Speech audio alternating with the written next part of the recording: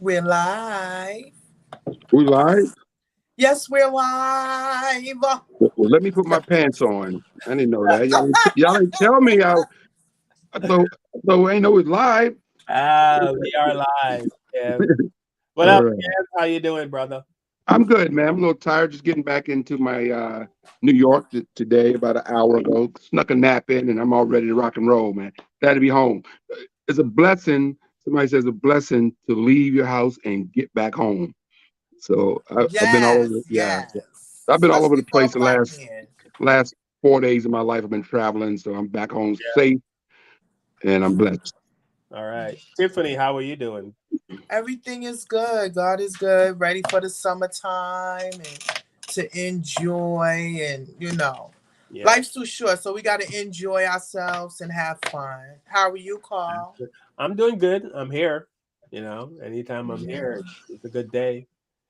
So today, folks, we're going to talk about Juneteenth, what it means to Black people, and why obviously, some people want to ban it. They don't think it should even be a holiday. And how people hijacked it. And of course, some people have to insert themselves into everything. We're also going to chat a bit about the submarine, of course. And I thought I was alone in my thoughts when I said it wasn't any people of color down there because we're smarter than that. But I saw lots and lots of videos of people saying pretty much the same thing. Yeah, Actually, we just don't do stuff like that. Like, you know, yeah, yeah. yeah, Not the most adventurous people in the world. no, We already got enough adventure living as a black person. yeah. Fact. Survival adventure. Yeah. And also, we're going to talk about the Rashim Carter case of the brother that some people are saying he was lynched, but the police department in the town where he was found dead, Mississippi. Mississippi, they're saying that it's on investigation and they don't want to call it a lynching, but the top of the brother's head was missing, so I don't know what they call that. Oh, can I say something real quickly? I want to Yeah. start the show off by I'm wearing the goat hat today because I'm the goat, but today, the 25th of June, we lost Michael Jackson. I think it's been what 11 years now since we lost Michael Jackson, something like that. So, Dag. Just so beat it. yeah, Yeah. so this is for Michael Jackson, the GOAT. Greatest of all No doubt. That is time. not debatable, damn it. All right. So Do yeah. you remember where you were when Michael Jackson, when he heard he died? I can remember. Ye- Yeah, I was actually in my mom's house. Uh I was in a car, sitting in my car in front of my mom's house in Maryland when it came over, Yeah. listening to I forgot what radio show I was listening to, but it's breaking news that Michael Jackson. They're at Michael Jackson's house. They didn't know for sure if he was dead or not, but they were at his house, and then it came over that he was dead. Yeah, it was a long week, and I'm like a huge Michael Jackson. I mean, huge Michael We Jackson all fan. are. Yeah, so it was really hard for Yeah. me.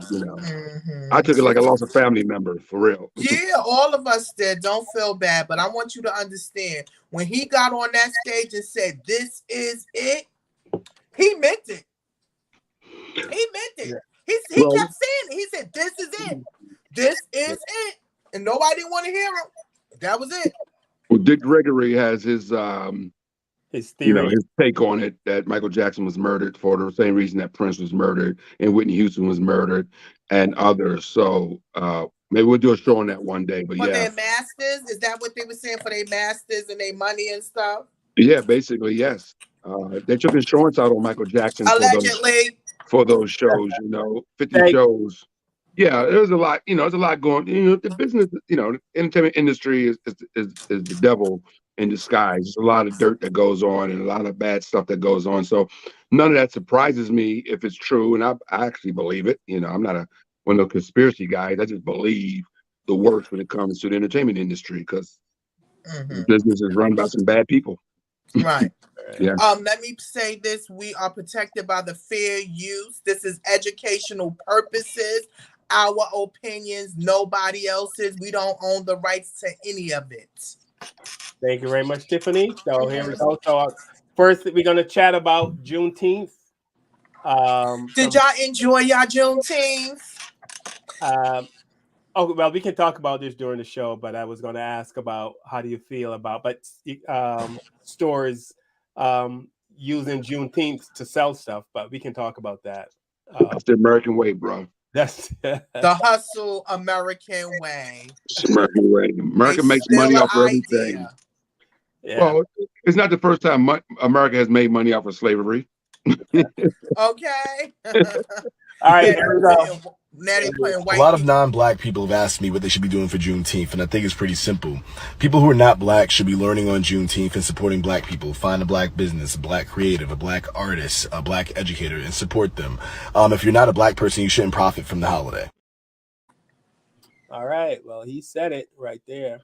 Yeah, because now you see them putting white people on the flyers for This Is Juneteenth. Are you serious? They the slave masters. Why are they on the flyers? I know. Maybe some of you who don't know what Juneteenth is. The enslaved in Texas weren't told they were free for 2.5 years after the Emancipation Proclamation freed them. They'd watch in their churches and they'd pray for freedom to come. And it finally did. When General Gordon Granger and 7,000 colored troops from New Jersey and New York made their way to Galveston, Texas. And he read General Order Number 3 that said all slaves are free. When those people came in from their labor and somebody read that to them, we started celebrating, and we've been celebrating ever since. Juneteenth is not a Texas thing. It's not a black thing. We're talking about freedom for everyone. That's Miss Juneteenth. Yeah. She's the one that walked for miles to get it to be a holiday. Oh, really? Yeah, she did a whole hike. At her age, a senior, just to make sure it becomes a holiday. We salute Miss Juneteenth. Yeah, man. You see her soul. Asking me as if everyone is allowed to celebrate Juneteenth, and I really want to get. No, you can't celebrate it. Why can't we just have something for ourselves? And the real question is, why do you all of a sudden want to celebrate it now? It's always been a thing for black communities and acknowledgement. But why do you want to start celebrating it? That's the real question. Juneteenth haters.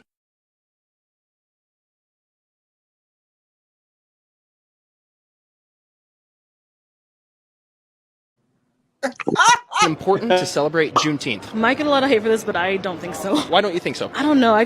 Yeah, of course you're going to get hate for what you said because it made absolutely no sense. Because those two things do not correlate and is completely ignorant. And you have all the white people in the comments hyping her up saying, oh my gosh, someone who knows what they're talking about and saying what we all was thinking. I don't know why y'all thought y'all opinion mattered when it came to a holiday about freeing the last slaves in Texas. But it doesn't. Y'all literally just found out what Juneteenth was 2 years ago. You have no say or opinion in this matter. And this is like me saying, oh, well, gosh, I don't think we should celebrate the 4th of July because we have all of this white on white crime. They say all lives matter, but with their actions, I don't believe they believe that's true. On June 19, in 1863, Emancipation Proclamation by Abraham Lincoln paved the way for the emancipation of the black slaves. Forget the propaganda. Juneteenth is the true celebration of freedom and absolute equality. The enslaved freed themselves.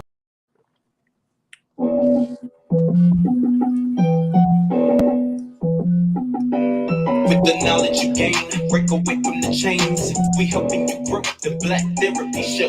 You be in a safe space, dealing with the black trauma. We unpacking and inspecting all our baggage and drama. Cause we gotta unite, no more killing each other. It's time to see a new future for my sisters and brothers. You know Kevin, and Tiffany, you'll have an epiphany. We'll give you everything you need to handle the enemy. We will giving you empathy, we gon' challenge you mentally. The right conversation so you grow exponentially. We built your penitentiaries, we built all your schools. Gave us brainwash education, just making us fools.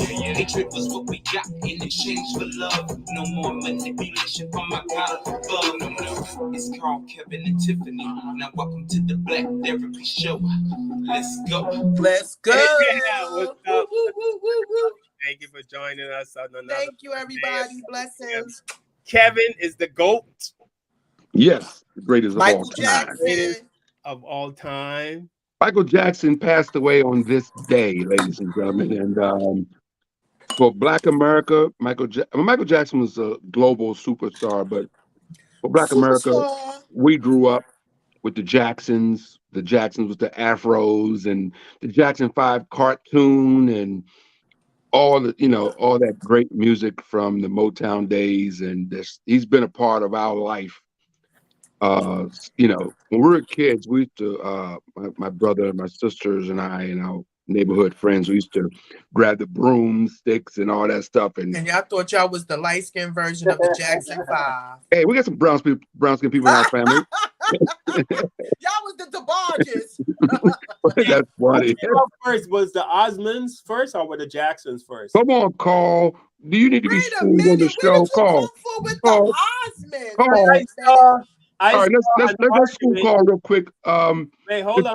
I saw an argument on TikTok where this white dude was saying that the Osmonds came out before the Jacksons. So I'm just that's because it was a white guy. But anyway, first to keep it real, the Jacksons were out first, and then the Osmonds were produced to be basically the white version. The white version of the it didn't, just like Dick Clark stole Soul Train. And had American Bandstand, and that was an attempt to steal Don Cornelius' audience. It didn't work, by the way. Soul Train was so hot and so good that Dick Clark couldn't steal it, but he tried to. He tried to take over Soul Train with American Bandstand. It was all, we've been ripping us off forever. The Osmonds was a rip-off of the Jacksons. They even had an Osmonds cartoon, because the Jacksons had the cartoon, then they came with an Osmonds cartoon. And I think they're Mormons too, because either they're Yes, Mormons or something. Yeah. I think she has like 13 children. They come from big families. Yeah, they're a white version of the Jacksons, but the Jacksons were first. Just like New Edition came out, right? In my book. New Edition. Yeah. When New Edition came out, and they're from Boston, right? And then they created New Kids on the Block. Yeah, the same guy that produced New Edition. He got some white kids together and figured he could make New Kids on the Block, but that was the same thing. They want a white version to the black version. Yeah, so that's been going on forever. So New Kids on the Block was basically New Edition, the white version of New Edition. The Osmonds were the white version of the Jacksons, because the Osmonds never reached the Jacksons, plateau. But the Osmonds had a TV show, just like the Jacksons had a TV show. The Osmonds had a TV show. Marie and Donnie were the big stars on that. And I never even thought about the Osmonds, whatever they are. I never even thought about them. Now, if you said something about the Winans, I remember the Winans. That was a big gospel family, Oh yeah, the Winans was a big family. Yeah, the Winans. Yeah, I wasn't looking for no white people. The Silvers were a good group. Also, they were a very good group. They are very underrated. They didn't get the what group? The Silvers. Yeah, the Silvers. Oh yeah, the Silvers. Yes, they were very good, but they didn't get the play that the Jacksons got, because the Jacksons with Motown and had that whole Motown that Motown machine behind them. The Osmonds didn't have the hits that the Jacksons had either, but they were a very talented group of people. I saw their unsung, and their unsung was very dope. It was very, very nice. Very talented. So shout out to Michael Jackson. Rest your soul, Michael. Yeah, Michael. It took you out, brother. I got to show you guys some pictures back in the day when I thought I was Michael Jackson. I had the one curl. I had my Jerry curl. I had the one curl dropped in front of my head. Like I swore I was Michael Jackson. You had the curl. I had the curl. Yes, I did. Yeah. That's funny. I had the curl. Yeah, I used to go to sleep with a baggie on my head to keep that Jerry curl juice in. I can't. I can see you, Carl, with the bag on your head. Follow the drip. Yeah. You had like the little red leather jacket. Everybody had that little red leather jacket. With the I zippers. couldn't get one. I tried. Oh, they had them. They was hey, Tiffany, you might remember this because you're old enough to remember. They had a store back in the day called Merry-Go-Round Yeah. and DJs. They were sister stores, and they used to have a red leather jacket with the zippers on it. Man, I bought one of those things. You couldn't tell me nothing. Like 27 zippers in there. None of them zippers work. They had no pockets. They was just zippers. But I performed, When Carl. you was Michael Jackson, I was Janet Jackson. I was Control. Now I do Michael Jackson on stage every night. You guys don't know that. Yeah, I actually yeah, you saw my show, Carl. Yeah, so I perform Michael Jackson on stage every night. I close my show with my Michael Jackson routine. So yeah, so Michael lives through me. He's still in my act. I'm a huge Michael Jackson fan beyond. So yeah, man. So rest in peace, Michael Jackson. Rest in peace. All right, so let's get into it. We're going to talk about Juneteenth. What does it mean? I actually only learned about Juneteenth recently. Recently, as in a couple of years ago, and what it means. But what fascinates me is that why do people get so upset when Black people have something to celebrate? Like, what's the reason behind that? Like, so there's a holiday that we can celebrate, for whatever reason. It has to do with slavery or, the oppression or whatever. It seems to bother white people. And you have to be super racist to not even want a day off from work, right? Because a lot of them fought Martin Luther King's holiday. Yeah, Coretta Scott King fought for that. Yeah, they had to fight, but it's a federal holiday. It's a day off. I mean, you got to be super, super racist to not want a day off from work. I didn't even know we had a day off. I was going out to go take care of business, and the gates was down. I was like, wait a minute, what's going on up in the place? I don't understand. And then my friend was like, it's a holiday. A holiday? What? They gave us Juneteenth? The white people done been nice to us? How long this been going on? They was like, only 2 years. I knew it, because I knew it wasn't a long time. So it only started 2 years ago. Yeah. You know what it is called? They don't want, it's the same thing with the, they don't want to acknowledge. All of our holidays are peaceful. I mean, Dr. King was a man of peace. Celebration. His holiday, Dr. King holiday, King stood for peace. The June 19th is the freedom of slavery, but you got to look at, we were lied to for 2.5 years that kept people enslaved that were free to work for free labor. Now they have to acknowledge that they did something so cruddy on a national stage, on an international stage. You have to admit that you did something so cruddy to thousands of people. You made thousands of people that were free work for free for you because you're a lazy ass, but you call us lazy. So that's why, Carl. They don't. Oh, look at our holidays. Any holiday surrounded, like I said, King holiday stands for peace, right? Juneteenth is a peaceful holiday. Freedom. Look at holidays. Look at their holidays. They were pagan holidays that are fake, like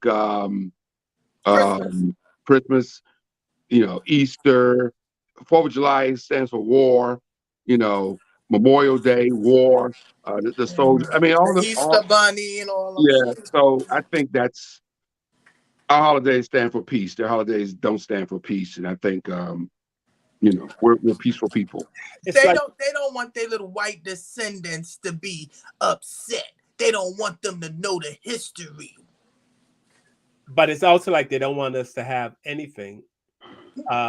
Remember comedian Godfrey said that whenever Black people have anything autonomous, I mean, meaning that when we have something that we can do and enjoy amongst ourselves, that seems to upset white people. Yeah. A large portion of white people, I should say that. It seems let's put that out there because we don't want people to think, because we know it's a big margin of white people, but some of the white people are very upset, like you said. We got a nerve. Yeah, we got our own thing going on. You ever think, like, during Black History Month, which is what 28 days you're on social media and you see your friends on social media, your white friends, Carl and Tiff, or Carl. I Tiff, don't know what Tiff you're don't talking have no white friends, so. But only a few. Let me, Tiff, Kevin, if I was a shade lighter, she wouldn't even told to me. Kevin, let me ask you a question. Let me ask you a question because I consider a friend a person who can drop by your house anytime. Like, say, do you have any white friends? No. Just show up at your house. Say, hey, Kevin, I was in the neighborhood, and ring your doorbell. Not really. Most of the white people I know are associates, right, in the industry that I'm in. Yeah. You know, people that manage me, my managers, or in agencies I work for, Right. stuff like that. I don't have like a white person that I hang out with. You know. Right, but I mean, like, if they're But like, that's not by design. I don't yeah, Tiffany thread don't like have that. any, so we don't. You see me No, like this, like when you no, I don't have just any said white it. friends. I mean, not that it's gonna just I go hang out with next No, week but or I'm something like saying, that. But if you're my friend and you happen to be on my street, you can, hey, let me go check Carl out. Do I have any white friends like that? Well, I mean, the question is, do you? No. Oh, okay. I was wondering because y'all have more white friends than me, and the only white person that I probably would think that would try to stop. You know what? I shouldn't say no. Oh, do I have any white friends that have done that? No, but I can think of a few that if they did show up, I wouldn't be surprised. Oh, okay, because they're your friend. Yeah, because they're my friends. Those is nice, but no, nobody's stopping that mouth. If it ain't what's his name? Santa Claus, and you know he ain't coming to my house. That's the only white man might try to come knock on my door. So when the point I was trying to make was that we don't get celebrated anyway. Like, how many white people on your Facebook page, or just your Facebook friends, call? Did you white Facebook friends you see celebrating Black History Month? Any? No, but I know a few that do. Oh, okay, because like that might like your comment. When I'm on, I got 5,000 plus Facebook friends, right? Yeah. I don't never. I stroll through. I never see my Jewish buddies or white Facebook friends or Jewish white or Asian white Facebook friends. None of them ever put happy, celebrate Black History Month on their Facebook page. But when other holidays come through, they do. If I mean, even Black people who don't even put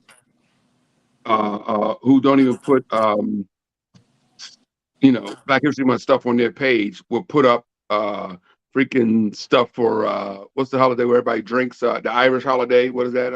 St. Patrick's Day. Yeah, I could be seeing Black people putting St. Patrick's stuff on their page. I'm like, you Bama's didn't even put anything up for Black History Month, but you're celebrating other people. That's your friends on your timeline. Yeah, but let me say, as far as like white friends and stuff go, I am part of a group in my town where I live. There's this white lady that started a group. It's called anti-racist. It's like an anti-racism group, and this white lady started it because she really wanted to understand racism and why people do this and that. So in the group, there's like, excuse me. There's I don't want to. Let me see how. We have meetings every Thursday where we meet and talk about racism and stuff like that. I'm done. And they're really trying to understand, And they trying to get the questions from you. Well, we talk. I tell them my experience. I tell them about my experience, what my experience is like about being Black. Patty, and if you're watching, Patty watches the show. And Laurel's the one that started the group, and they genuinely, I feel like they're genuinely interested in. So Tiff, let me ask you a question. Let me cut you off, Carl. I got to ask this question while it's on my brain, because Carl, I think that's a good thing. I think the only way. Look, here's the deal, Tiff, and you can live in your own. I mean, you can live in a world where white people don't exist, right? And I guess you pulled that off pretty good, right? But everybody cannot live in a world where white people don't exist. Like me, for example, I live in a world where white people exist because of what I do for a living. We just finished honoring the great Michael Jackson, who probably spent more time around white people than he did black people. Not because he wanted to. He just, the industry that he was in, you know, that's just the way it goes, right? The biggest star in the world is going to be around everybody, you know, Asian people, black people. He travels the globe entertaining people, right? So he sells out in Japan. He sold out in London. He sells out everywhere, Africa. So he's around everybody, right? So we have to learn to coexist at some point, right? Right. Or we just go, I mean, we have to. I mean, I didn't say I didn't want to no, coexist. I got I'm enough saying, because mixed people in my family. what Carl is doing there. I believe that there, let me tell you a quick story. I had a flat tire. I'm driving the other day and I hit something. I'm in my Nissan. I ran over a pole in the street. I had a flat tire. I haven't changed a tire in 25, 30 years. I'm that guy. Look at my hands. They ain't done a hard day's work ever, right? I believe you. Okay. I got a flat tire. I don't know what the hell to do. 58-year-old man with a flat tire. I'm sitting here like I'm in another world. This white guy came out of nowhere and changed my tire for me. I mean, nowhere. Super white guy. I pulled into a gas station. This dude came over and changed my tire. And I was like, can I buy you a drink or something out the store, or a soda or something? No, I'm just doing it because, just doing it just to help you out, man. I didn't ask for help. He just came up, saw my tire was flat, and helped me out. I'm just, that stayed on my mind for a couple of days. I go, why does this dude do that? Why does this dude just come out of nowhere to help me out? Did God send that person to me to help me change my tire? That's the energy you put in. You entertain a lot of white people. And that is your energy, and you're not a bad person. So he felt that energy to help and assist you. And don't get it twisted. I know it's some nice white people out there, and I know it's some bad white people out there, and I don't associate plenty bad white people. I don't associate with them, because my sister's mixed. Her children is mixed. Her grandchildren is mixed. I got enough mixed people in my family and white people in my family already. Right, I can dig it.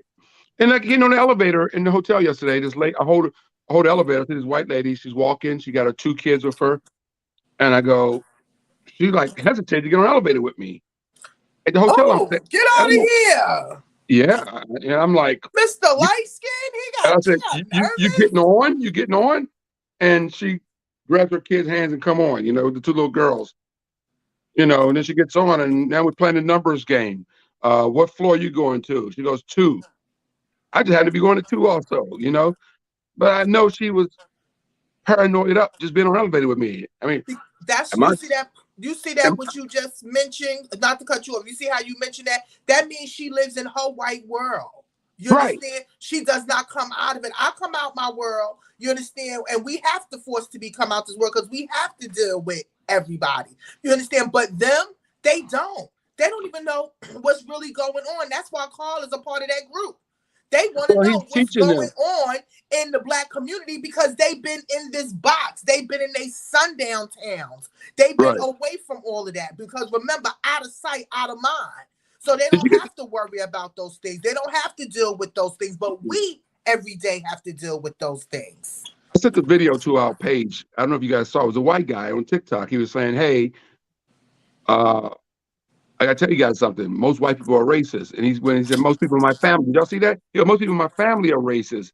And he started talking about it, about how, his family is racist. And he goes, I'm not racist, but most of my family's racist. He's telling us on TikTok how white people think and how most of them are racist. And it's a very interesting thing. I said that to our page about a week ago. But yeah. Is that Ginger? Is you not talking about Mr. Ginger?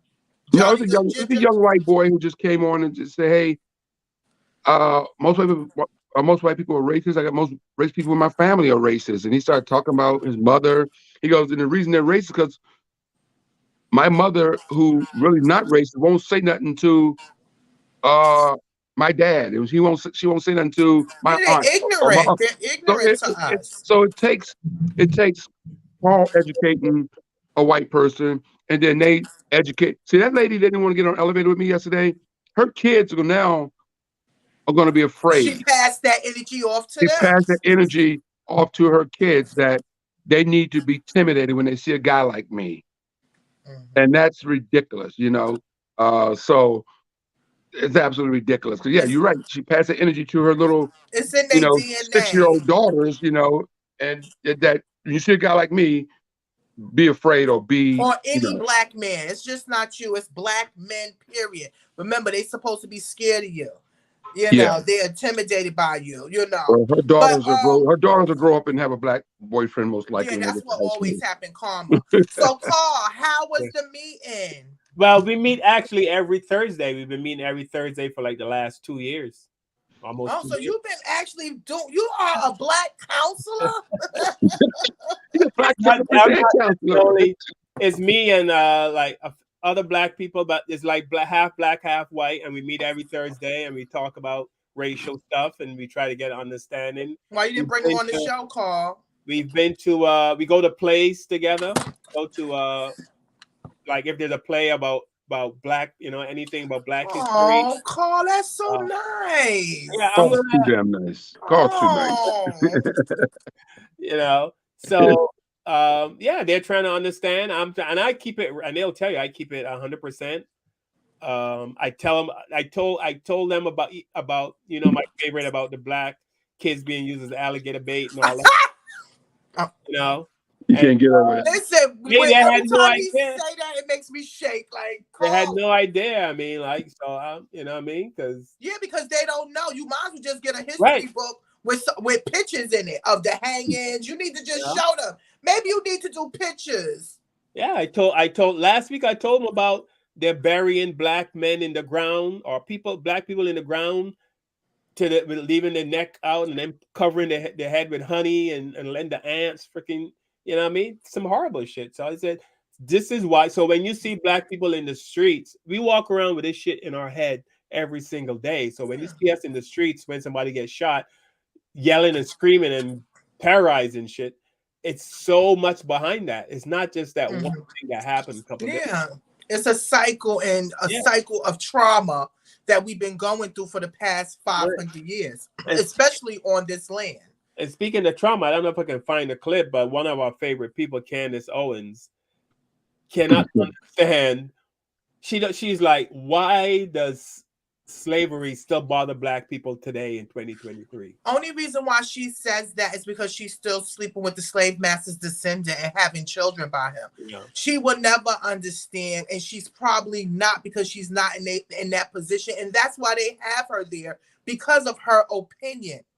And to be honest with you, it's not that easy. Just like you were saying something, how you said our deaths are so different. Our deaths come from what we have gone through or experienced, lifelong cycle of trauma. This is why we die or we go through it or we go to jail. I don't think these people get it or understand it because they're not in it. They don't know what it feels like because they're not in it. They just seeing what they're seeing on what the media portrays. If I had to explain to somebody as to why slavery still bothers black people today, if I had to put it into my own words, when I see people I see people that look like me, and I see people that if I was back in that time, that would have been me. And I think about all the pain they went through. The stuff we see today of how black people are treated pales in comparison to what black people had to deal with. I mean, can you imagine what it was like to be black in the 1920s and the 30s? No, I'm not. Jesus, I mean, like you hear stories of like black. I heard a story about a black man that was shot because he was mopping a restaurant. He's working at a restaurant. He was cleaning the floor, and the wet mop hit a white man's foot, probably his new shoes and the white man pulled out a gun and shot him. Did not go to jail. They just drugged him out of the restaurant. Still to this day, you getting killed by white people and they not going to jail. But it's crazy. So all of that is why, to me, if I'm answering Candace's Owens question, this is why, because I see people that look like me and I have feelings and I feel for them. Right. When slavery ended, anybody know off the top of their head what year Probably slavery about ended? 200 years ago, the most. 150. You're looking for a specific date? Well, yeah, the exact date that Lincoln freed the slaves, and then of course 1865 or something like that. Yeah. Okay. So I'm reading this article right here. I was reading this article right here. It says a group of white men killed Mississippi Reverend Isaac Simmons and stole over 270 acres of his land in the 1940s. So even in the 1940s, you know, they were still, on March 26, 1944, a group of white men brutally lynched Reverend Isaac Simmons, a black minister and In the farmer, 40s. so they could steal his land in Emmett County, Mississippi. Yeah. Yeah. And so you see how you talking about that? My father and his brothers, they had to come to New York because they was hanging black men in the South. Mississippi, yeah. You understand? So they had to migrate here because they were very dangerous in the South. So a lot of people don't know these things. And yes, again, Carl, thank you for having the conversation. You should bring your little white friends on the show so we can talk about it. And those men were acquitted at the murder trial. Yes. The 6 men who killed the Reverend, they killed him for his land, were all acquitted. This happened in 1944. Yeah. And this is why we have MAD in our DNA. And only reason what keeps us going, because we have to survive regardless to what. We have been resilient all of these years, and we are going to continue to be resilient in between the pain. Yeah. But see, Candace Owens doesn't read these stories. She doesn't know these stories. She probably doesn't care. She doesn't want to care to know these stories, but it's those stories like Reverend Isaac Simmons who were, and just all the other stuff that's just one example. She doesn't care. All these people, Tim Scott and all these, Tim Scott's going back and forth with Obama over the last few weeks. He says some very bad stuff, but yeah, and he doesn't even support. Here's a black guy. Tim Scott claims that there's no racism in America and that you can, achieve anything. If a black guy like him can achieve anything, we all can achieve anything. For that reason, because I'm a senator, there's only 2, but I'm one of them. There's no racism in America, right?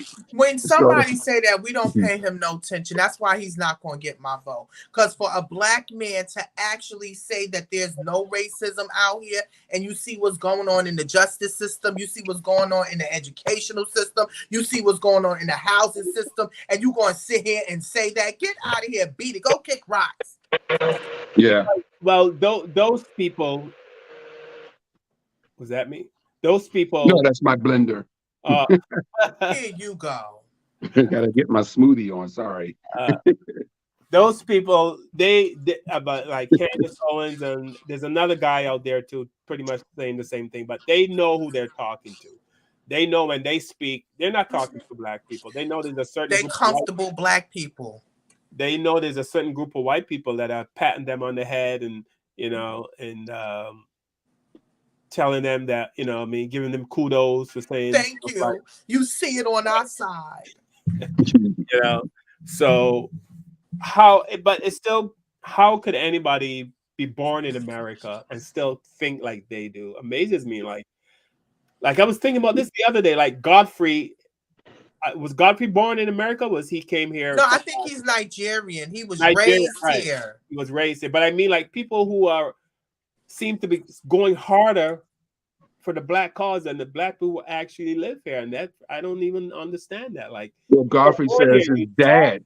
He credits his dad, Carl. His dad taught him a lot of stuff, about, history, racism, and all that sort of stuff. So it comes from the family. I mean, it comes from you teaching your kids about this struggle and teaching your kids all this stuff. All this stuff Godfrey talks. Godfrey's very educated. He stay in the books. We got to read. Let's stay in the books and read, and so we can learn these things, and experience. He come on, you have to, y'all comedians, y'all know y'all have been through the experience.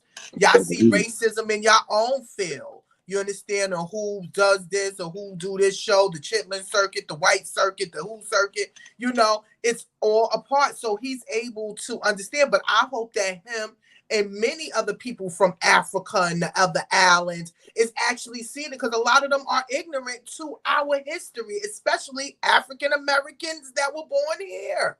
You understand? We have history here. And if it wasn't for us, a lot of people would not be over here.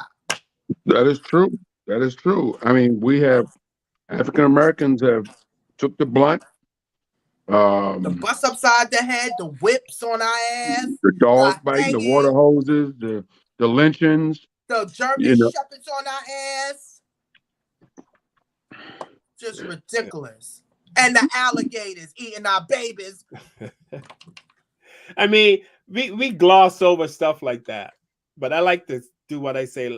If you hover over that, like even if you just hover and think about lynchings, when you think about people that would make a lynching something entertaining. They made postcards, Carl. They made postcards and sent it to their family members. Yeah.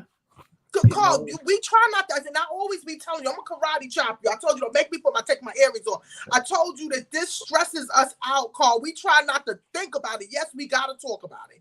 But we try not to think about it because that thing will make us mad, Carl. That make us mad. I was thinking the other day too. Could you imagine?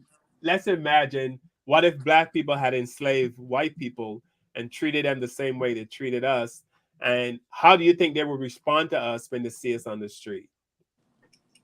You know, okay, it would be totally different, right? You know, they'll be running and hiding and, you know, and shivering and, you know, but we've been through all this and we still, you know what I mean? We still get riding. Yeah. You know. Surviving. Yeah. All right. We're going to keep it rolling. We're going to talk about, Tiffany brought it to our attention, the Rasheem Carter lynching, I want to say, even though the police in Mississippi is not calling it a lynching. They are saying he was missing and he was murdered, it seems like. But Ben Crump is on the case, and as Kevin always say, keep Ben Crump out your life. Yeah. If Ben Crump's in your life, that's not a good day. Not a good day. So when Ben Crump comes around, he's dealing more with suing, because what we're noticing is that they're not trying to do a case, you know, like lock people up because they feel like it's not enough evidence. But you have bones, broken bones, body parts all over the place. You have text messages, but like he did everything right, that and even what his mother said for him to do, and he still got murdered. They have all this information. They have pictures and video of him running.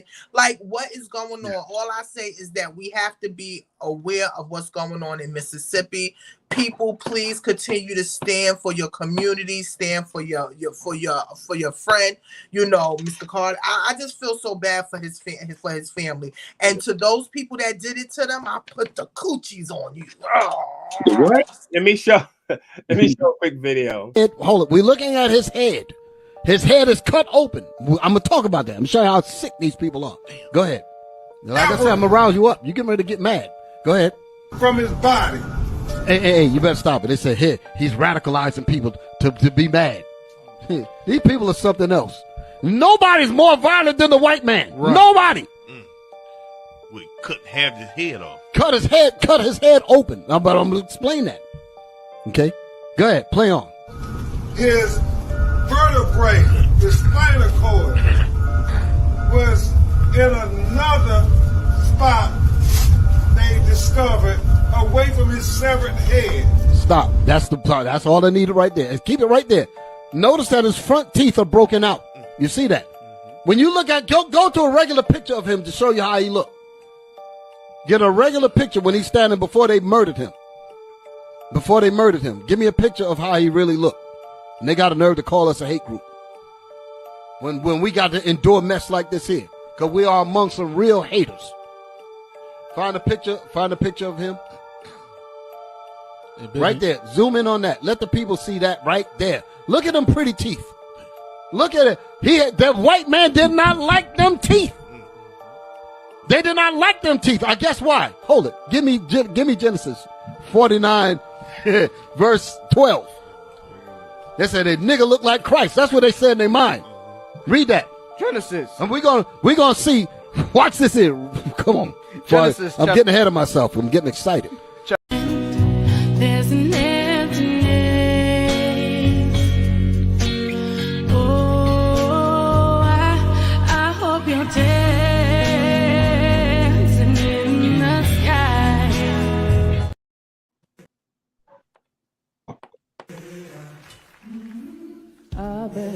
laughing with my face turned to the sun. Weight on my shoulders, a bullet in my gun. Oh, I got eyes in the back of my head, just in case I had to run.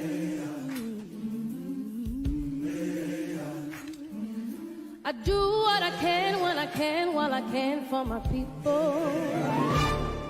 While the clouds roll back and the stars fill the night, that's when I'm gonna stand up, take my people with me. Together we are going to a brand new home, far across the river. Can you hear freedom calling, calling me to answer? Gonna keep on keeping on. I can feel it in my hands.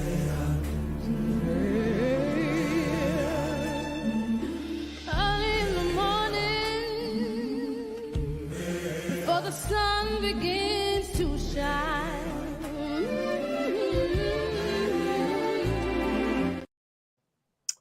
That was just a small tribute to Brother Rasheem Carter. Condolences to his family, and you know, it's I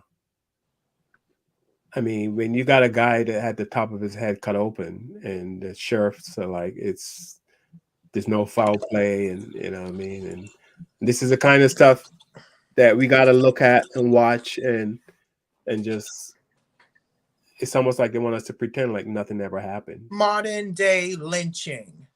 They don't do it hang you on a tree no more. They just do it in different ways, where you come up missing, or they kill you inside of the police department, or, you know, it's all different type of ways. They don't have to lynch you anymore. They find other ways. And yes, we send our condolences to his family, and we pray that them doors open, that people will get prosecuted. But if not, I hope you curl up in the ball and itch and explode. Oh, I'm sorry, y'all. Yeah. So we're gonna close out with the title of the show: Why Black People Never Die Stupid Deaths. We don't got time to die stupid deaths. That was in reference to some people said that people were cruel for making jokes to the people that went to see the Titanic, and then I guess the ship imploded or exploded or whatever. But let me show a couple of videos, then we're gonna get into it. All right.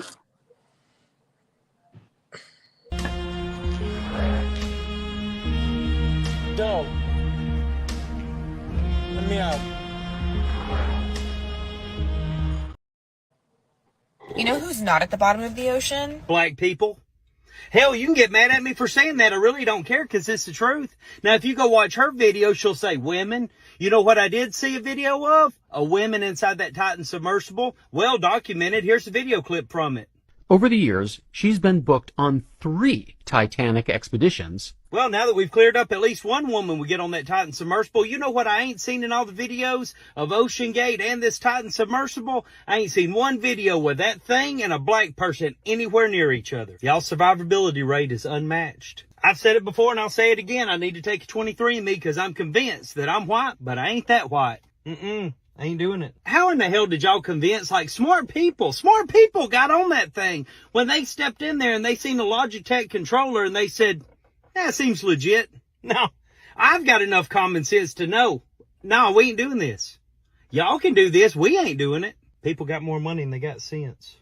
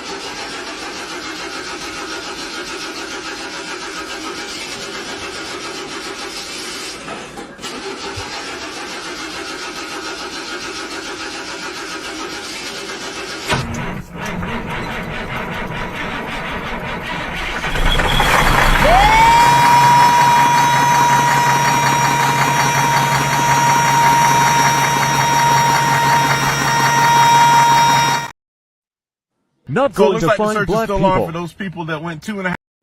What in the wild, wide world are adverse adventures, tumultuous trips, and piss poor pursuits is going on here today? So you mean tell me you gonna weld a couple of refrigerators together and tell people to get in it, and y'all gonna go down 12,000 feet in oceanary hell? Are you serious? I don't know who in there. I don't know who in there, but I tell you who ain't in there. Somebody black. I bet you. I bet you. Whatever you want to bet, you name your number. I bet you ain't nobody black there. We not curious at all. No, sir. We ask too many questions. We what you might call skittish. Us scary. If you want to be disrespectful, you say whatever the hell you want to say. We ain't gonna go into the unknown. We don't know what the hell over there. Guess what? We ain't going over there. So we can hear somebody yelling for help. Help, and we'd be like, huh? We not going over there. We don't rush into danger. Y'all always looking for some shit. You know, always. Do you want to know about the Titanic? I get tell you what. Watch the damn documentary. It's about 27 of them bitches. Watch the documentary or watch the movie.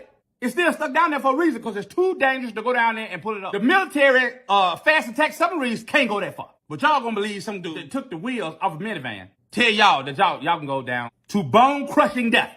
Nobody certified this thing. OSHA was not involved. And then you make it the way you can't get out. You only open it for the outside, and he run it with a goddamn PlayStation controller. Let me tell you something about submarines. And this comes from somebody who did submarine maintenance and submarine planning supervisor for structural maintenance for almost 20 years. Let me tell you something about submarines. Submarines have what's called ballast tanks. And they have these pockets throughout the submarine, and they fill them with water, take the water out. It creates buoyancy, positive and negative buoyancy. That helps the submarine stay stable in the water. It helps it go up and down. Well, in case of an emergency, there's a safety feature. If the engine shut down or they take a hit from a missile or something like that, they inject high pressure air in all the ballast tanks, and it shoots the submarine up out the water. Y'all have seen them videos, the videos of submarines shooting up out the water and then splashing back down the water. There's no propulsion making them do that. Those are the ballast tanks being inflated. This is basic safety technology for submarines that been around 70 plus years. And then you got a big. So is that a cultural thing, Kev? We just don't we don't go mountain. We don't climb up. I saw a white dude climbing the side of a mountain that was filled with ice. It was just ice, and he had on some kind of shoes with like forks on the bottom of them or whatever. And he was digging these spikes into the ice and climbing ice. You know, it's a cultural thing, man. You know, it definitely is. I mean, we see, but I mean, is that what happened with the submarines? The rich man's thing, though. I don't think that's culture. That's just rich people do shit like that. You know, I mean, Kobe Bryant was a black man who died in a helicopter crash, right? Because he didn't want to drive in traffic. You know what I'm saying? He bought a helicopter because he don't want to drive in traffic. That's rich people's problems. You know, regular people have to drive in traffic every day. But Kobe said, I don't want to sit in traffic. I want to get from A to B. I'm going to buy a helicopter. And it cost him his life, right? So it's rich people's problems. You know, Kobe be still here if he wanted to drive his fancy car. He had plenty of them, but he didn't want to sit in LA traffic, right? Mm-hmm. So it's a rich man's problem. But I think, first of all, I don't make fun of people dying. I don't care what color they are. Yeah, so, God rest their soul. We want to say rest their soul before we go in. God rest their soul. Amen. And the 19-year-old who didn't want to go, the 19-year-old man died on that boat, being with his dad. He didn't want to go, but he wanted to please his dad because it was Father's Day sort of thing, you know, and he wanted to go. His dad asked him to go. He didn't want to go from what's coming out. In the same submarine, a 19. Yeah, 19-year-old was with his dad. Yeah, and he didn't want to. He didn't want to go. His father's son died on there. He didn't want to go. He was 19 years old. He didn't want to. He was scared. He was scared to get on the thing, but he wanted to please his father. Wow. And it cost him his life. Yeah. So just trying to please his father cost him his life because he didn't want to go, but he didn't want to disappoint his dad for Father's Day or something like that. So yeah, it was kind of like his dad, like, for Father's Day, we can go on this submarine. You know, his dad was a billionaire. You know, It cost $250,000 to take this trip, by the way, and it wasn't even worth it. Oh, hell no. Spent $250,000 listen, water is not a black person thing. That's why we didn't do it, okay? That's why you wouldn't see us near it. We already did the boat thing. We already did the sinking and jumping off and killing ourselves, or they killing us. Do you really think we want to do that again? No, not at all. We done that, did that already. You know, it's very sad because they didn't use their smartness, you know, because you heard what the guy said. When that's the first thing came to my mind. Why didn't it, if they felt like they was in distress, why didn't they pop a button and they can shoot back up to the top? I knew, and I looked up the Titanic before. I knew that the further you go down, the pressure is ridiculous. Can your vessel withstand that pressure? First of all, the Titanic is on 11 to 12,000 feet on a deep. You understand? They said Miles, that right? the Titanic was Deep. here. Yeah. They got here and exploded. Well, Tiff, that this actual submarine has made several trips to the. Yeah, I know. Yeah, but so it they've was made several trips. But what submarines. happened was they're saying, the experts are saying the material that he used Wasn't deteriorated. good. Like it didn't stand the test of time. Like it made a few trips there. It wasn't their first trip there. They've been there several times, you know, down there to the Titanic, making successful trips. This time it was just the you know, it's like the wear and tear on your tires, right? You after a while you're gonna need to change your tires. Well, you can't change, you know, that stuff that's made out of, you know. So it was just too much on this third or fourth or fifth time they went down. You know, Well, I would have thought the way technology is today, they would have been so upgraded to do such a bigger project. First of all, the thing, you had to seal them in there. They couldn't come out of it. You understand what I'm saying? They had to seal them in. And like I said, the way they said it, it implode, or but it went inside and exploded. It's not like it explode outside, it implodes and whatever. They said that thing went to smithereens. They're not going to be able to find a body, nothing. Oh no, nobody. They're not finding none of that. You understand what I'm saying? So my thing is, I wasn't going in that vessel. Black people is not going in that vessel. Okay, we're not doing that. We see that, we're gonna be like, nah, we good. We good. And it said that they were rich and they was dumb. Sorry, God bless your soul. But that was the dumbest shit I ever saw in my daggone life. Yeah. Yeah. I'm a firm believer. I don't need to know everything. Yeah. Some things I don't need to know. Like I don't need to know what's 2 miles beneath the ocean. I don't exactly. need to, you know. Listen, we go through more stuff on land. Okay, we already been through. That's why I said we already been through the water stuff. We going through more stuff on land. You really think we trying to go back to the water? No, we're not trying to do that. But then you have these billionaires that want to go down there and touch. First of all, I'm a spiritualist. Those grounds is sacred. Those water grounds is sacred. That's a graveyard. Why are y'all bothering a graveyard? That's how you see this privilege thing is too much, because we don't have no time to be going down there, because what we have to pay bills. We got to pay the nigga tax, because they all giving us nigga taxes here. We have to pay extra for everything. You understand what I'm saying? So we don't have time to be exploring and being an adventurer to die. You know, speaking of nigga tax, I had this Mexican guy that started cutting my grass. I asked him how much. He told me $70. So I said, okay, I don't care. $70. He's gonna cut it twice a month. $70. Come to find, so I asked him for a card. I said, hey, you know, I don't have your phone number. Can you give me a phone? Well, hey, I got a card. So he gave me his card. On it card, it says 3 prices: 20 for small yards, 40 and 60. So he's also cutting my neighbor across the street, who's white, their yard. So I asked them, and they're pretty much the same size as mine. He's charging them 60, but he's charging me 70.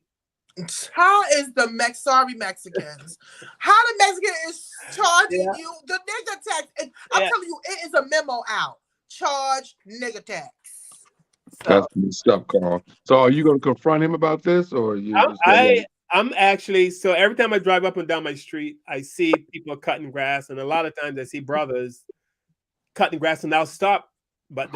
And I hate that I have to say this.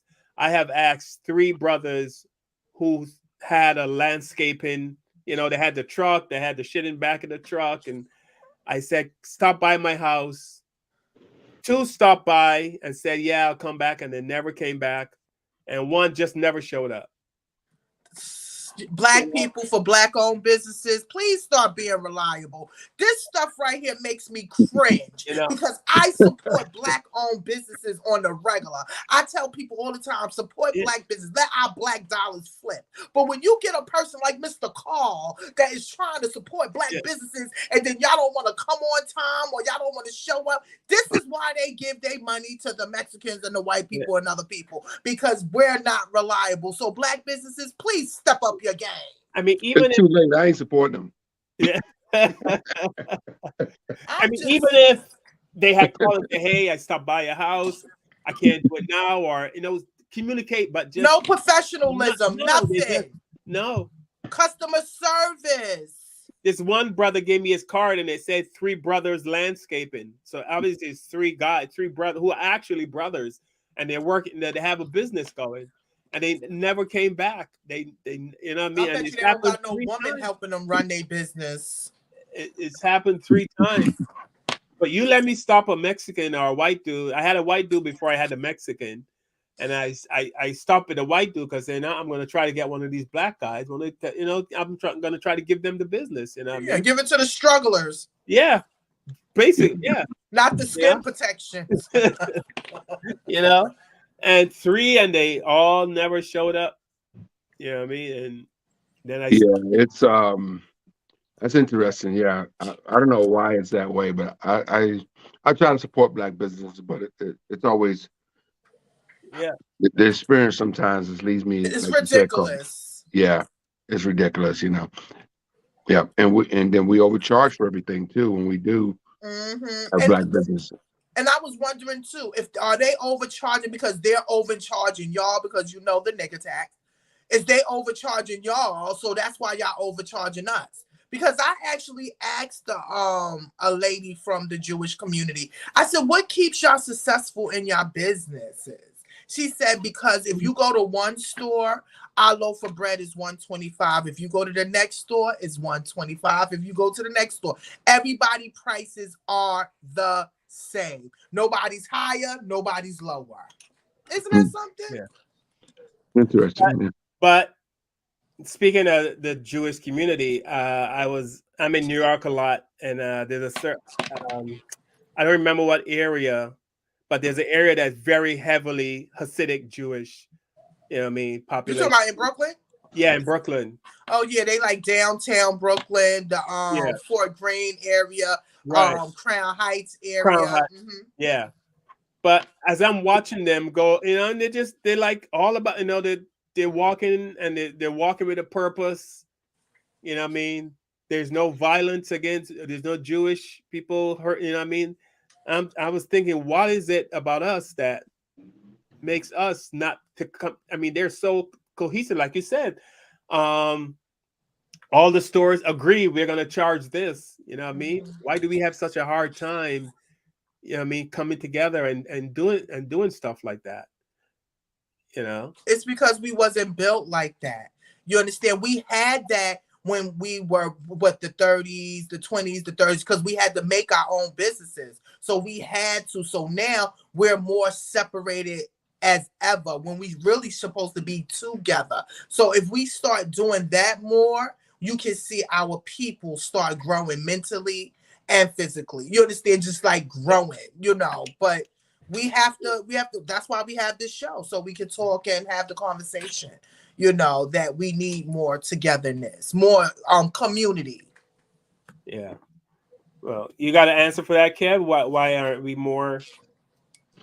Well, I think what Tiff was saying, I think we're going back to Black Wall Street, stuff like that. And we had our own businesses, our own towns and stuff. I think everything was probably run correctly then. I think businessmen in those days, and the farmer that I was just talking about getting lynched for his land, I think Black people in those days were more good at business, as far as running their business, and because they served the Black community, and that's now we can't repeat that. We can't repeat that. I think that we're diluted. I hate to use that word. I believe it too. I think we can do it. Like he said, we're more diluted now. We're more diluted now. I mean, we're I don't. comfortable with the slave masters' rules and regulations. Yeah, that's the way to look at it. I mean, I think we're comfortable. Yeah. Well, I think that. But I don't think it's just. I think it's all people are that way now. Everybody runs their business shitty now, you know, compared to the way. I'm still pissed off the guy charging you $70 though, and everybody was 60. You know. Yeah, he put that extra $10. I don't like it either. I But wouldn't even that could use him be. anymore. That would be because maybe he thinks Carl's not going to tip him because he's black. You know, and then that goes to the experience that a lot of black people don't tip. Yeah. For some reason, and so people add extra stuff onto us because they go, well, this black guy ain't gonna tip me, but the white guy, when I cut his lawn down the street, I only charge him 60 because he's gonna give me a $10 tip anyway, you know, whatever. So he added on his tip. He added on his tip to Carl because he figured Carl black ain't gonna tip him. You know why, Carl? Because other black people's lawns he's cut probably haven't tipped him. I'm making sense? Yeah. The first time you cut it. So I think if we always get treated bad because, like, if you go to Red Lobster for dinner or something like that, and the waitress comes over and you're getting shitty service, because she's probably thinking these black people ain't gonna tip me, or they're gonna leave me a crappy tip because the last 20 black couples that came here left me a shitty tip or left me no tip. Or so how about be nice and maybe you get a tip? You're getting the basically the beat down because of what other people have done, you know. So I think I'm gonna speculate, but I think that could be the case, you know. Why he added the extra $10 onto you. He's basically added his tip. But I would ask him. I would ask him. He has to explain to me why it's $60 across the street and $70 for me. Yeah. He has to tell me to my face the next time I see his ass. And on his card, the card said 60. Yeah. The card said 20. So 40. why you gave me the extra 10? You understand? Yeah. Like, and he better have a good reason for it. Yeah. He had a good reason for it. He was trying to get that extra nigga tax. Yeah, well, Carl next week on this show. We want to hear about you addressed it and ask him, did you get the nigga tax? Yeah. Yeah, like why? You know, and I will find somebody else because that's not right. You price gouging me. Yeah, no doubt. That's crazy. Yeah. He lucky he getting that. And the first time I paid him, I gave him 80. There you go. Why is he trying to go up extra? Now you done took your tip away. You know, so I gave him 80 because I said 70, and then I gave him a $10 tip, made it 80. Wow. See, that's what Carl's not telling us is that the nice Mercedes Benz that sits in front of his big house is one of the reasons also that, you know, he charged you extra. Yeah, he's probably charging you like you weigh. He put up, see Carl's house, he's like, whoa, this brother got some money. Let me add on an extra $10. I need this. It's so funny you say that because Patricia and I have a joke. Like people always we hide. We're like, people come to our house and they, you know, we like, all right, let's hide the cars, let's do this, hide whatever. People think we got money. Yeah, because they judge you and think you got they money. judge you. Yeah, it's funny. Like sometimes I call it Uber, and I always leave my house through the garage. But one side of the garage, I got like stuff, and then one side, my car is on the other side. But I never open the side so they can see my car.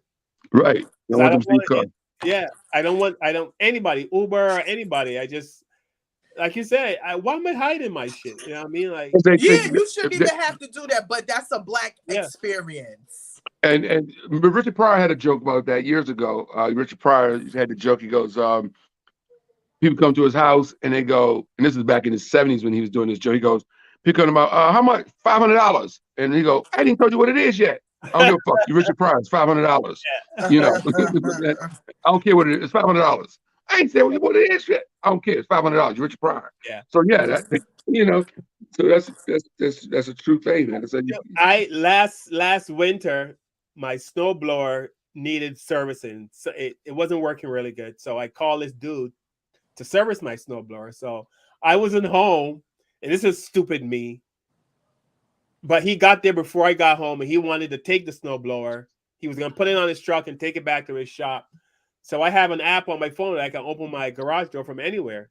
So I said, I'll open up the garage.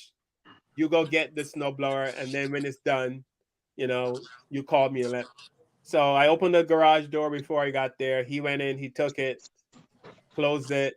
He took the snowblower. He calls me the next week.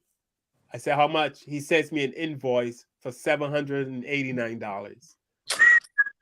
The service, a snowblower. Service, a snowblower. $789. I said, what the hell is this for? So then I started calling around my friend. You ever had this snowblower service? They go, yeah, it's like $50. And why is he charging you his rent? So or half his rent or his phone bill? I said, listen, I'm not paying this. I said, to service a snowblower, it's no $700+. I said, I talked to other friends. Some say 75, some say 50. The highest I got was 75 to service it. You go, well, I had to do a lot. I had to do this. I had to put a spark. I said, spark plug ain't no freaking $7. You know what I mean? So he said, well, if you don't pay, you're not getting the snowblower back.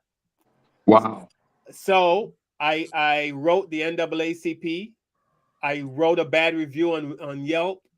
I went to the Better Business Bureau and they contacted. Yes, Tiffany, I went there. That's right, Carl. I went to Google. White. I learned that from white people. Don't get mad and go over there and act a fool. He said to me, and if you come here, I'm gonna call the police.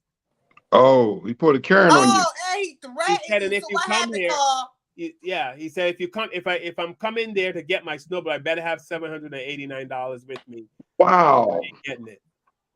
So I went to town on the Google reviews, the Yelps, the Better Business Bureau. I called the NAACP and I told him. 2 days later, he called me begging. He said, listen, can you take down those reviews? You hurt my business. I said, no. He said, I'm going to bring your snowblower. I said, I'll give you $100. I'll do that for you. I'll give you $100 for servicing my snowblower. That's it.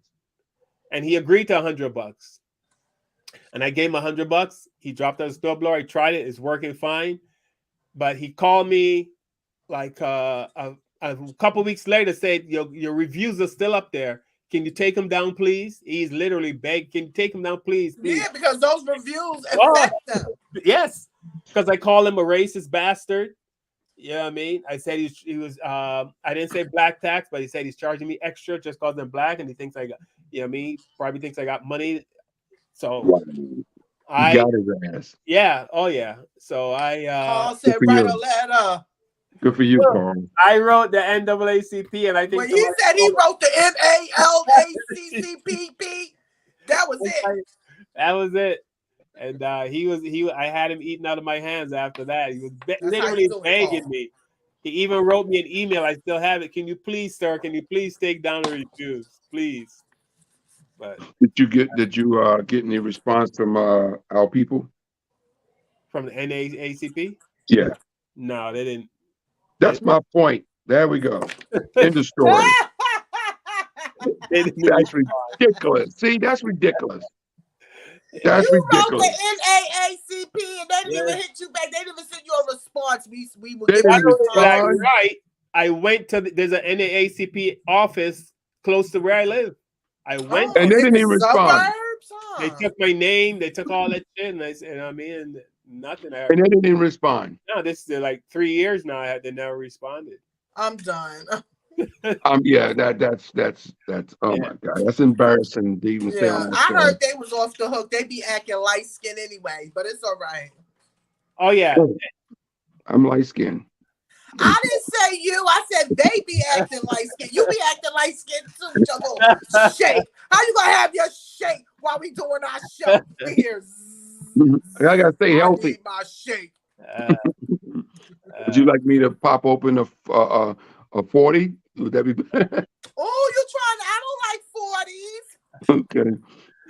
All right, we're gonna wrap up the show. I want to thank everyone for hanging with us on another Sunday for another hour. We truly appreciate it. You. And as we always do, Kevin, did you learn or anything teachable you want to share with our audience before we go?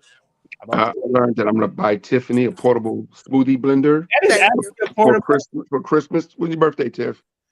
Stop playing with me. November 26th, Thanksgiving time. Mine is, we're the same week. First of all, we already been through that. Y'all didn't even come to my party. Don't make me start crying like a baby. I'll come to the next one. November 22nd. We can celebrate together. Okay, fine. All right. All right. Kevin, does that thing have battery? What kind of batteries are it? Rechargeable? What kind of? It just goes to a UV cord. That's all. Oh. Yeah. So it's a portable blender called the Blend Jet. You just put your smoothie stuff in there, and it blends. And you could just. I do this in my car. Just take it with me in my hotel. While we doing the show. And it lasts too. Yeah, on the show. Well, it was sitting for a while, so I had to reblend the fruits. Yeah, we saw you guys. I'm like, wait a minute. Yeah, so I had to reblend my fruits and stuff. But yeah, it's a really cool thing. It's great for people that travel a lot like myself, so I love it. I learned today that Black people, we definitely ain't doing nothing dangerous, but we do dangerous stuff. We get on roller coasters and stuff like that, and things like we just don't do water stuff. We're not into water and cold. Hold on a minute. Hold on with the water thing, because Kevin, if you go to the Caribbean, you're gonna see lots of Black people in the water. But see, I'm afraid of heights. I don't need to prolong the show, but I'm afraid of heights. And when I went to the Bahamas a few years ago, on my birthday 2 years ago, I was in the Bahamas performing, and I went parasailing. Yeah. And I went up 250 feet in the air on a parachute over the Caribbean water. It was beautiful though. It was an amazing experience. And I got talked into doing that because one of the guys that's the MC at the comedy show. Was he white? No, his brother. He's a Caribbean dude. Yeah, a Bohemian man. He runs the parasailing business. He has a parasailing business. So he takes people out on the boat, and that's his job. And he rents the jet skis, and he does the parasailing thing. That's his business. So Kevin, come on, parasail with me. So I went out with him on the boat one day. I had a day off, and I went out on the boat with him, and I'm watching. He picks up the people from the beach, take them out in the water, and I'm watching kids do this. It's my birthday. I'm watching 13-year-old girls go up in the air, and I'm going, wait a minute, this 13-year-old your manhood was like, I can do this. I can do it. So they strapped me into the harness, put me on the end of the boat, and let me go. And I went up, and I'm up there, and it's one of the most beautiful things I've ever done. I'm up there, I'm just floating. You ever done it, Carl? You ever parasail? No, I've never done it. No. I'm afraid of heights, but I didn't feel like I was in any danger. Yeah. Now, stupid as me, I've done some research since then and found out how many people have died parasailing. Right. The ropes have broken. Yeah. There's one people just got killed not too long ago. A mother and daughter, because the guy cut the rope because he got stuck, and he cut the rope, and they went off and they died. Yeah, so it's dangerous. I didn't realize how dangerous it was until after I've done it. But I mean, I would never do it again. I got that out of my system. You only need to do it one time. I did that one time. Now I don't do roller coasters. You can't pay me to get on a roller coaster. I'm definitely ain't going under no water. When I go to Bahamas every year to perform, and I'm there for 2 weeks in Nassau, Bahamas. I think I haven't gone any water past my kneecaps.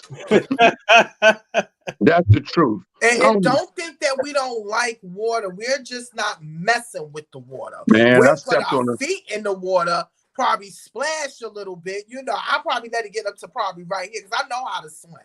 I stepped on a stingray. You ever seen a stingray in person? I stepped on a stingray. My first time in the Bahamas, I stepped on a stingray.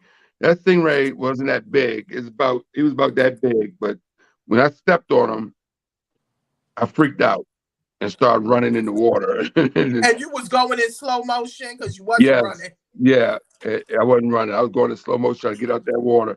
But yeah, that was it. I was like, all right, I just stepped on a stingray. But they don't even bother you. But the fact that I stepped on them was enough for me. So no, I don't do. Donna Hager says she wants to skydive. I think I would do a skydive. Yeah, that's dangerous. And Yeah. I'm afraid of speed. I'm afraid of heights. Yeah, So I'm good where I'm at on the ground. that's a good place to be. That's a good place. They lucky I get on the plane. I like the plane. I don't have a problem with the plane. But all that extra stuff, floating over stuff. But I can say this, Carl and Tiff.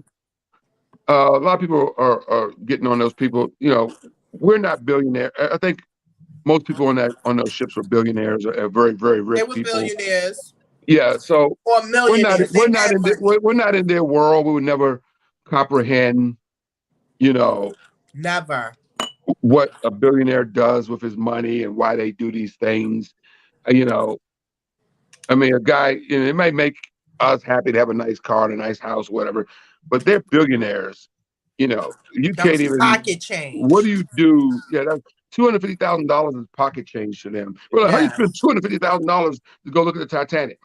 They just wanted to say, "Hey, I just saw something that in person that it's a power play. Most people have never seen or never will see in their lifetime."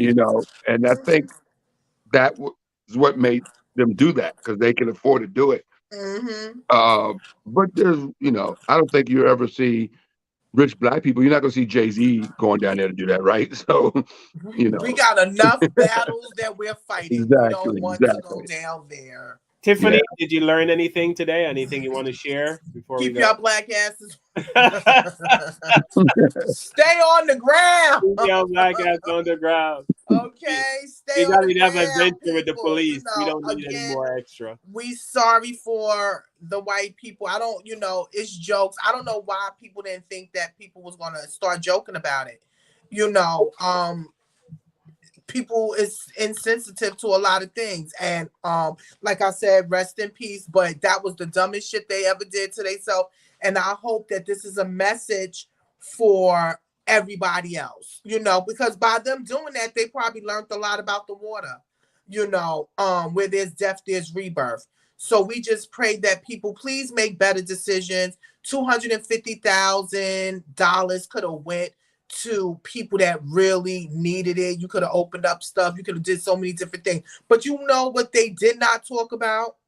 Those 700 those people that refugees. died on that boat exactly. in Greece recently. Yes, almost. It was 700 people on there, and I think almost 500 to 600 people died traveling on this boat trying to get away. They was trying to get to Europe. They was trying to get away from oppression. Obama brought that up. President Obama talked about that in his interview on CNN the other day. Yeah, they broadcasted that. They didn't broadcast that all over the place, but they broadcast these 4 billionaires, whoever they had money that went down and imploded, in the water. But these people died because they was fighting. They trying to get to freedom. Yeah, it was mad. It was a few Pakistanis. The Pakistani people died. A lot of people died. You didn't hear about it, Carl? Those people that died in Greece. Yeah, it says Obama slams global fixation on the Titanic sub. What about the 700 migrants that died? Yeah, so Obama just talked about that in his interview. Yeah. Put your sound on, Carl. Put your sound on. Carl's looking at the video right now. I was looking at the video tip. I didn't want to disturb. Oh, okay. I didn't know. Yeah. So 700 migrants. And nobody put the. They said why is the sub tragedy getting more coverage than the 700 migrants sinking off the coast of Greece? Off the coast of Greece. Seeking freedom. They were seeking some peace. They did not send the Coast Guard out looking for them. Exactly. No, they said the Coast Guard didn't even help them. They finding out that they saw them out there. They said they was calling that they was distressed, that 6 and 7 people were dying, and they did not help them. And wow, they got a picture. They got a picture of the migrants on their boat. I know you guys can't see that. It's crowded. That's a lot of people. Yeah, they can Google it. The migrants that died on the Greece waters. Yeah, so that's what I'm saying. That's what I learned. People pick and choose what they want to showcase, but mad people lost their life, on boats and stuff trying to be free. And Thanks for bringing it up, Tiff. Thanks for bringing it up. I meant to bring that up. Thank you for bringing that up. Yeah. yeah, so we really have to pick and choose what we. So we want to send our condolences out to those 700 people that lost their life, to their family members and stuff, because they was trying to have freedom. And you have these that was 250 each person in a little can going down there to see the tide. They going to their burial. They just took a ride to their burial. They just saved their family members money on funeral arrangements. Yeah, well, their bodies were basically Boom, hit the disintegrated. sea. They're done. But they just need to throw some flowers on the water. At least 78 people are dead and hundreds more are missing after a boat capsized in southern Greece. People who survived say that there were as many as 750 people packed on board. The boat is thought to have been carrying migrants from Libya to Italy. They had reportedly been travelling for days, and the Coast Guard said that nobody on board was wearing life jackets. One survivor said he'd seen 100 children in the hold. Each year, hundreds of people die trying to cross the Mediterranean.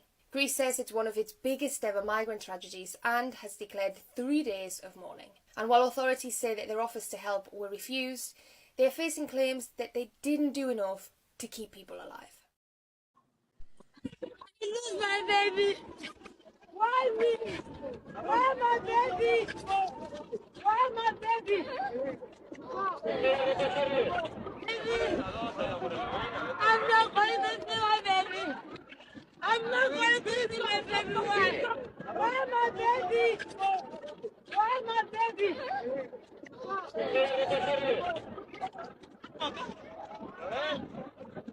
Why me? Why my baby? Why my baby?